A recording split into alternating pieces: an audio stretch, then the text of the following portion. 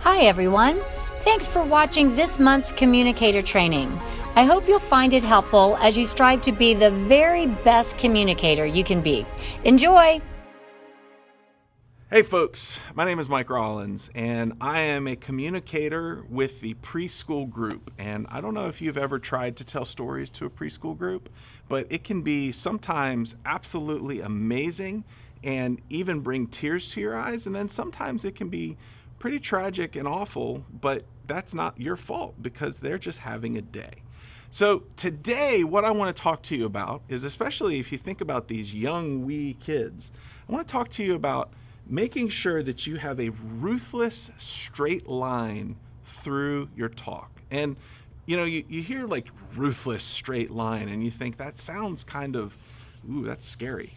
But what I mean is this: have you ever been to a movie and you get to the movie and you watch the whole movie and like 8 hours later you realize that there were probably 15 scenes that didn't answer the question of why we're here, that didn't do anything to advance the story, and really just kind of took your time.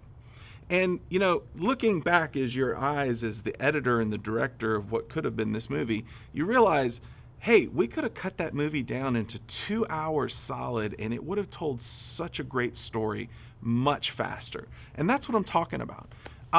Whenever you are giving a talk, what you need to do is you need to make sure that, all these tangents that you follow, maybe you don't need to do those. Maybe there is this story that you've got that's like really awesome and really great, and it's only tangentially, associated with the talk that you're giving. Maybe you don't need to use that story. Maybe it really only has maybe you can save it, put it in another talk, another message somewhere else. When you are giving your talk, you want to make sure that one point builds on the next. So when you get to point A, you want to make sure that A is relevant to the next point, which is going to be B.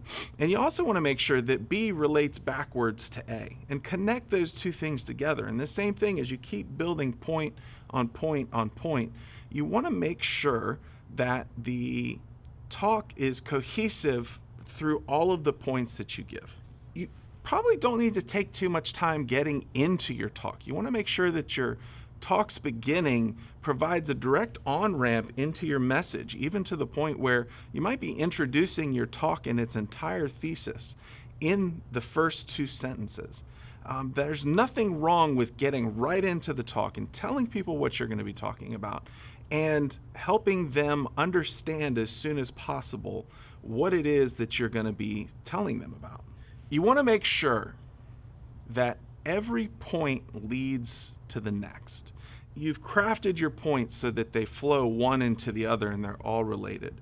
You have given your thesis an on-ramp into your talk right away.